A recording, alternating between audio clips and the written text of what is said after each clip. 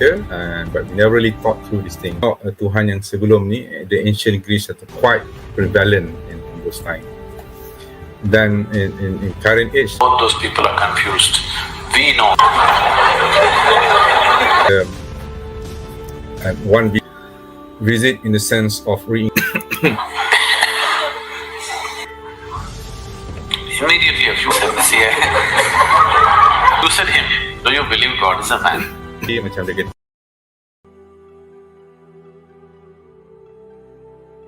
Hai, Assalamualaikum warahmatullahi wabarakatuh. Salam sejahtera ni Hawan Vanakam. Terima kasih kerana menonton Boon Reflection Series. Kita akan reflect video-video dan we're not supposed to react, we're supposed to reflect.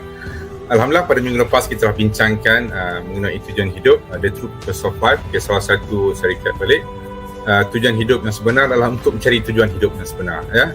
Because kita kebolehan kita yang tinggi, yang unik daripada binatang Tuhan adalah kita boleh berfikir dan kita boleh berkomunikasi menggunakan bahasa, dan kita dos yang ada ilmu tu dan kita kongsikan kepada orang lain macam apa yang saya cuba sampaikan. Mungkin anda juga boleh kenangan anda sendiri mengenai tujuan hidup. Saya faham kalau saya berbicara, saya memang dalam interface, saya banyak juga buat dakwah dan banyakkan orang minta maaf cakap kalau orang di sebelah barat, bila kita bertanyakan mengenai tujuan hidup ni, mereka tahu adalah satu persoalan yang sangat dalam, sangat deep, ya. Dan mereka memerlukan masa yang sukar untuk memberikan jawapan yang sebenar. But normally I had quite a good conversation with them. Tapi kalau kita tanyakan, minta maaf cakap, kebanyakan orang Asia ataupun Malaysia, most of us, termasuk diri saya sendiri, dahulu saya tak pernah fikirkan tujuan hidup yang sebenar. Most of us just get on this life, kita follow orang sekeliling kita, but we never really thought through this thing. Dan kata apa tujuan hidup, mungkin nak berjaya, dapat duit, dapat kahwin, dapat anak, lead a good life dan enjoy life. Dan kalau kita rasa kita senang sikit, dan kita boleh tolong orang lain. Baiklah, pada kali ini kita akan mempersoalkan topik yang agak berkaitan mengenai persoalan tujuan hidup, mungkin Tuhan, siapa Tuhan, dan kita akan reflect, kita akan tengok ataupun nak react atas satu video daripada Sadhguru, dan saya akan mainkan sekarang. Okay. The soul is sacred for people. The body is filthy. How is it possible? Yes, that's what we've been doing, isn't it so? Saying God is sacred, creation is filthy. How is it possible? The very thought of God occurred to you only because you saw creation, isn't it? When you were born and you opened your eyes, you looked around, so much creation. Before you came here, so much has happened. Obviously, you did not create it. So you thought there must be a creator. This is how you come to the creator, isn't it? The moment you thought there must be a creator, because you're in a human form, you thought it must be a big man. A small man like me cannot do all this. It must be a big man. Just 2 hands, how can it do so much creation? Must be 8 hands. Isn't it? Isn't it so? If you were a buffalo, okay, saya nak komen sikit. Saya tak pasti Sadhguru. Saya rasa dia agak famous, dia banyak followers, ada juta, dia punya I think he's Hindu. Dia mengatakan Tuhan, dia banyak creation, banyak benda nak buat dari Tuhan, ada banyak tangan. Saya pasti ada Tuhan Hindu yang banyak tangan. Sedikit sebanyak dia yang bagus, dia mempersoalkan, jadi kita berfikir mengenai Tuhan, dan salah satu tujuan hidup sebenar ni kita menggunakan, kalau kita menggunakan kebolehan kita untuk berfikir. Jadi kalau kita tak menggunakan berfikir, kalau kita ikut orang sekeliling, apa beza kita dengan binatang lain ataupun dengan chicken? You would be really thinking God is a huge buffalo. Isn't it so? Ini dia masuk kata Okay tak man? Bila kata kalau macam kita buffalo, of course kita tengok Tuhan kita mesti buffalo yang paling besar, yang paling kuat. Kita akan bincangkan kali ini. Yes or no? You go and ask a buffalo and see. A buffalo will insist God is a huge buffalo, maybe 4 horns. You know Idi Amin? You heard of Idi Amin? The Uganda man? Idi Amin declared, God is black. I agree with him. If a white man can have a white God, why can't a black man have a black God? Ini satu persoalan yang agak menarik yang dibawa oleh Sadhguru. Saya rasa benda ni mungkin lebih kepada Christianity punya religion, because ada Jesus, yang Jesus selalu diportraykan sebagai seorang yang berkulit putih ataupun Caucasians, dan kalau Idi Amin, since North Africa, salah satu pemerintah tinggi Afrika, beliau mengatakan Jesus adalah hitam ataupun black. Dan saya, kalau macam kita pernah tengok, I think ada juga di South Korea mengatakan Jesus, ada version Korean Jesus. Jadi ini salah satu masalah yang saya rasa bila Tuhan itu merupakan manusia. Because kalau macam kita tengok Tuhan yang sebelum ni, the ancient Greece ataupun Roman, memang Tuhan adalah bersifat manusia. Kita Tuhan bapa, Tuhan anak, mak, dan bila anak naik kuasa macam Zeus, kuasa dibunuh bapa di sini. So those kind of thing is quite prevalent in those time. Dan in current age memang that kind of Tuhan memang bermasalah kebanyakan orang yang boleh berfikir. Both those people are confused. We know God is brown.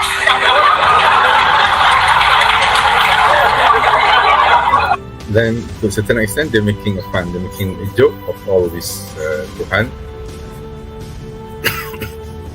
Tuhan brown.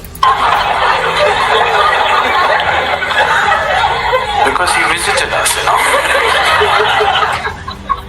Sorry, Tuts, ya, macam ni dia Vishnu, dia kata one video yang saya tengok, dia kata God Vishnu dia visit India 9 times.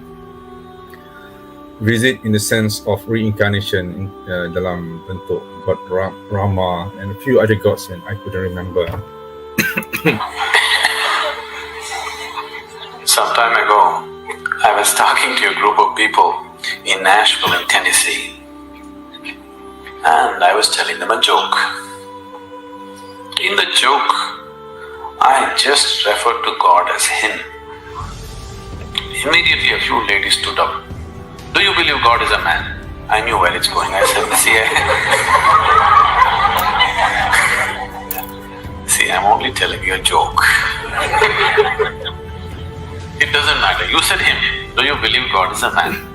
They take the jokes very seriously.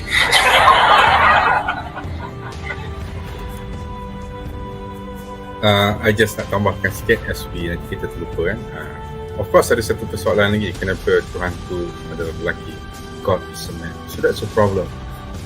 You know, what happened to women? You know, because ada orang kata because the Bible, sorry to say lah, the Bible, nothing in the Bible was written by man. So kebanyakan semua kisah pasal man.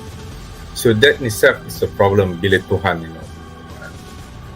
That's why I mean, of course, you know, most of you know that I'm a Muslim. Daripada Islam, kita tak ada, saya akan definekan, perincikan lagi atau konsep Tuhan daripada pandangan Islam. Dan Tuhan bukanlah perempuan ataupun lelaki, brown or black. So dekat situ, dan bila kita letakkan Tuhan sebagai manusia dalam bentuk manusia, dia ada banyak persoalan yang you know, macam kebanyakan orang macam ni boleh make a joke of Tuhan. Dan Tuhan kena makan, dia menggunakan keperluan, jadi kalau tak makan dia akan lapar, you know. Dan supergat Tuhan bila dah makan dia akan pergi ke tandas dan Tuhan terpaksa, you know, buang air ataupun Tuhan keluar daripada woman vagina, daripada perempuan punya alat kemaluan. So benda tu adalah, it doesn't befit perempuan, and you get all sort of problem daripada Tuhan yang macam tu. Now women are arguing God could be a woman. Such problems exist only in those cultures. In India, we have man God, we have woman God, we have cow God, we have monkey God, we have everything. In India, everything is God. So that's another thing. Even we have cow God, we have monkey God, gods in forms of animals. That is even, I'm sorry to say, to an extent, macam dia kata, dia boleh dipelekehkan. It doesn't make much sense. Every kind, crawling one, creeping one, flying one. Because we foresaw all the problems of the future. Now the subject of God has become, a central comedy show. See, when man was the most powerful force on the planet, man was naturally God. Now women are also gaining in their power.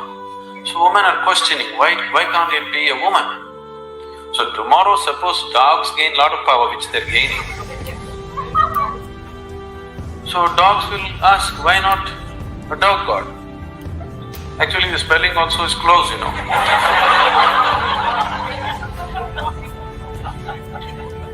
He seems to be closer than you, isn't it? So your idea of God is just… Dog God, dog, dog tu kalau kita balikkan jadi God. So again, it becomes comedy. An exaggerated version of yourself, isn't it? Your idea of God is just an exaggerated version of yourself. See, you're still not able to define yourself, isn't it? Whatever definition you put on yourself is not correct.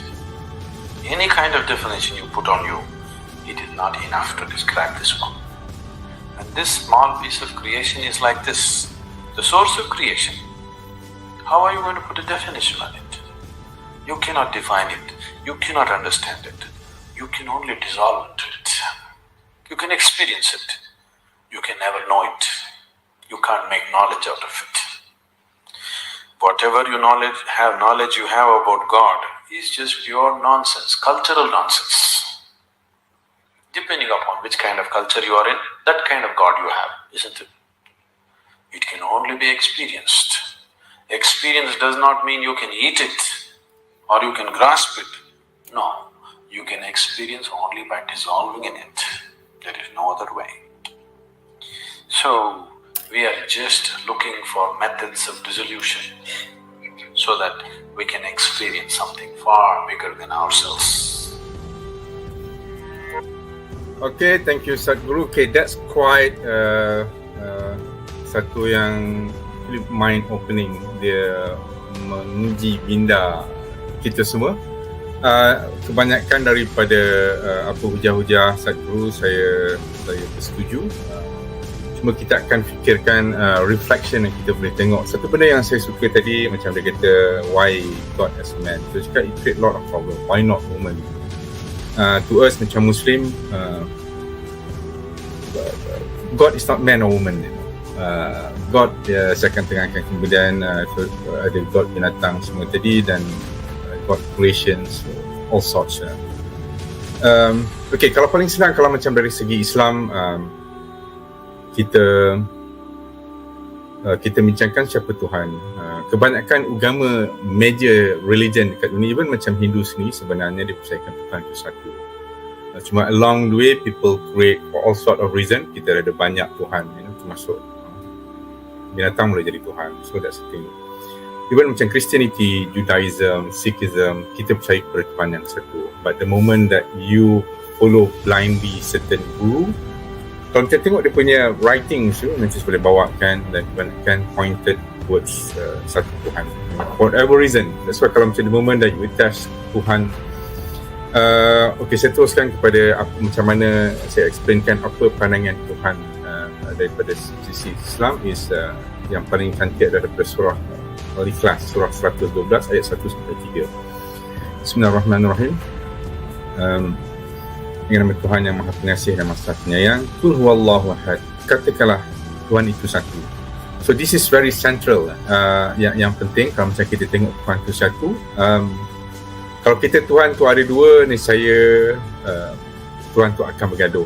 This is the logic yang kita boleh ada kalau macam kita tengok even macam the big China. Once upon a time they were banyak puak dan mereka bergaduh nanti dapat satu pemerintah yang boleh kontrol semua benda, termasuk juga United States and all parts of the world. Nanti ada seorang yang boleh kontrol.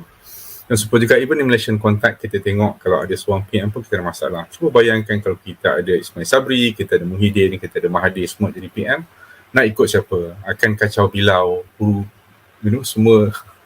So that's the thing until we can agree to one. So the concept of the thing is kalau macam ada Tuhan dua, they become God to less absolute, less powerful macam. Of course kalau ada dua ataupun tiga, some parts mungkin akan jaga 40%, 20%, 60%, that kind of thing, that kind of arrangement. The fact that kita ni ada some form very organized, very structured in this whole universe yang kita tak tahu penghujung ni pun.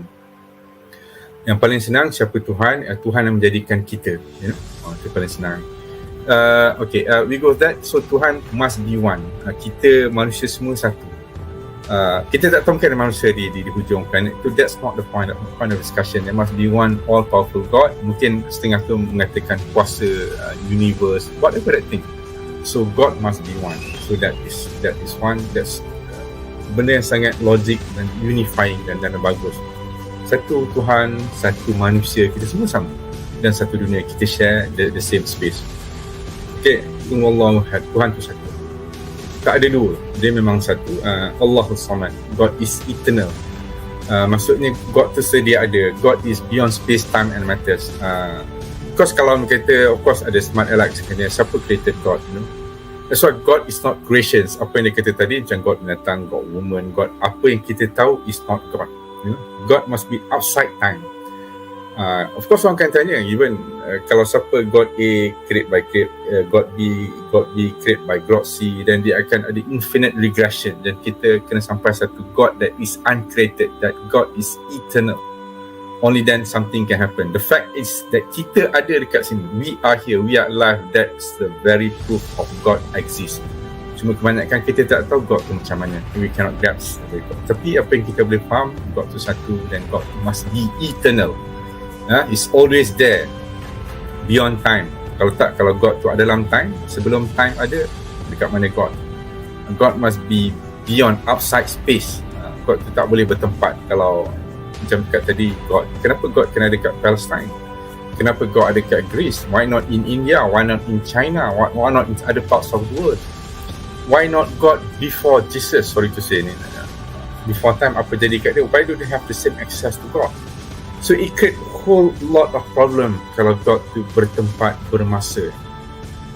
Then of course God must be the Big Bang. So siapa sebelum Big Bang? Siapa yang created that matters untuk explode jadi macam kita? Even the theory of explosion tu nak mengatakan benda tu boleh explode, macam kita kata even macam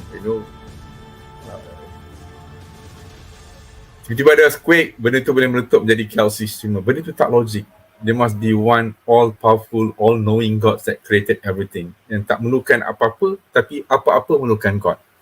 Of course, probably you tak faham sangat, that's okay, tapi that is a concept and logical explanation of what God is. Tuhan satu, Tuhan tidak memerlukan apa-apa, God is eternal. Lam yalid walam yulad, ini just to deny that God beranak dan diperanakkan. Kalau macam God beranak, kita ada dua God, dan untuk God beranak, tak ada God lelaki yang beranak, so ada mother God, papa God, and bila God, baby God dah besar jadi God kuat, dia bunuh bapak dia, jadi datuk God, stuff. We see the Thor and Loki mereka bergaduh, so this create host of problems bila God macam ni. That's why people, even like Sadhguru, people in the West, they making fun of God, and they make it into movies. Macam God, Thor and Loki boleh kalah dengan Thanos. What kind of God is that? So again, just to deny that God, boleh beranak dan diperanakkan, dan yang paling cantik sekali, walam yakul lahu kufuwan ahad, dan God ni tidak ada satu pun yang sama yang kita boleh samakan. That's why tadi kalau macam Jadi kalau kita boleh imagine macam dia kata lembu ke, monyet ke, haiwan ke, lelaki ke, perempuan, itu semua bukan God. Universe ke, that is all creation. God is the creator. Mana tak boleh kalau macam creator menjadi creation, part of the creation, you know. Ada setengah untuk berhujah dan kita memerlukan, macam mana kita nak tahu God terpaksa jadi human untuk tahu apa perasaan human, apa masalah dia. Jadi perlukah God menjadi handphone untuk God tahu pasal handphone? So the point is, that's why kita cuba menggunakan logik akal kita, what God is. Of course ada banyak persoalan yang lebih mendalam dan kompleks yang berakal siapakah God, tapi suffice to say siapakah God? God menjadikan aku. Ada satu lagi yang saya nak just sebutkan secara lalu, because ini agak penting, dia berkait juga dengan topik yang sebelum ni, tujuan hidup. Dia ada satu, am khuliqu min ghairi syai'in, can we come from nothing? Am humul khaliqun, adakah kita, we are our own creators? Did we create ourselves? Can we come from nothing? Tiba-tiba je ada. Mak bapak, datuk-datuk, tok nenek kita tiba-tiba je ada. It was something that put us, so that is God. And to that God also will return itu. Inna lillahi wa inna ilaihi raji'un. Kita akan pulang balik the same God that created us. Simple. Dan God tanya, am khalaqus samawati wal ardh, dan siapa menjadikan this whole universe yang sangat besar, yang kita tak tahu pun dia punya boundaries. You know what God conclude from that ayah? That ayah basically surah At-Tur ayat 35 dan 36. God kata, bala yukinun. No, we are not certain. Yes, until now. The scientists not certain. You know, not certain. They don't know whether God is ada ataupun tak ada. Suffice to say, kalau macam kita kata, kita ada. Kita ada, dan must be something that put us in here. Kalau malu ataupun ego nak mengatakan God tu adalah Tuhan ataupun whatever, just kata siapa-siapa yang menyeletakkan aku dan seluruh dunia dan alam ni kat sini, that is worthy to be God dan worthy of our submission. But it also depends, kita akan tengok details apa submission tu, adakah ia akan memberikan kebaikan untuk diri kita dan manusia sejagatnya, manusia seluruhnya dengan percaya kepada Tuhan. The point is, kalau atheist, agnostic, whoever yang tak percaya, ada probably even Sadhguru, siapakah Tuhan dia? At the end of the day, dalam Islam kita fikir kita salah satu nikmat selain daripada syurga yang kita akan dapat adalah nikmat untuk kita berjumpa Tuhan, dan kita bertanyakan satu persoalan yang tidak ada jawapan. Dalam Islam, kita dijadikan di dunia dan untuk kita uji sama ada kita boleh mencari Tuhan. Kalau dah dapat setengah itu memang dilahirkan dari rahim seorang yang Islam, tapi bolehkah dia melakukan apa yang dia sepatut lakukan? Itu ada satu hal yang lain. Yes, of course dia ada banyak persoalan yang lain dekat situ yang berhubung kait. Jadi terpulang pada kita. Tapi kita percaya Tuhan tu Maha Adil. The point is whether kita dah being adil. You ask yourself, you being truthful. To me, this kind of thing we should be discussing, and kita akan tengok, because the repercussion, the consequences adalah sangat besar, sama ada di dunia ataupun di akhirat. At least kita cuba buat di dunia. Jadi pada saya, agama yang betul mesti boleh membuatkan kehidupan diri kita dan seluruh manusia lebih baik daripada apa yang kita ada sekarang, dan kita akan bincangkan dalam topik seterusnya. Cuma tadi saya nak touchkan dua benda. Dia kata daripada Sadhguru cakap, kebanyakan Tuhan adalah based on cultural, you know, kat mana awak berada, di China mungkin, I don't know, di Bugis, kat India mungkin, di Hinduism, kat mana kita ada. Kita, culture basically kita ikut orang sekeliling, you know. And for once and for all, kita cuba berfikir ni apa yang Aristotle fikir, kita kat mana, kita berkongsi apa yang kita fikir, macam apa yang saya cuba buatkan. Of course, tak boleh seorang pun kata aku betul ni, and kau salah. No, we discuss. And the point is we discuss, and kita boleh berdiskus secara terbuka dan jujur dan menghormati out of love and respect. Yang penting kita ikhlas. How ikhlas that kita cuba berdiskus, bukan untuk menggelakkan orang, ya. And so satu daripada tadi, of course, daripada cultural, dan kebanyakan orang, saya sini juga saya tak pernah fikirkan soalan ni until umur 40 tahun, dan saya cuba fikirkan secara lebih mungkin serius atau mendalam, dan through experience. Ada banyak orang claim dia dah experience God, you know.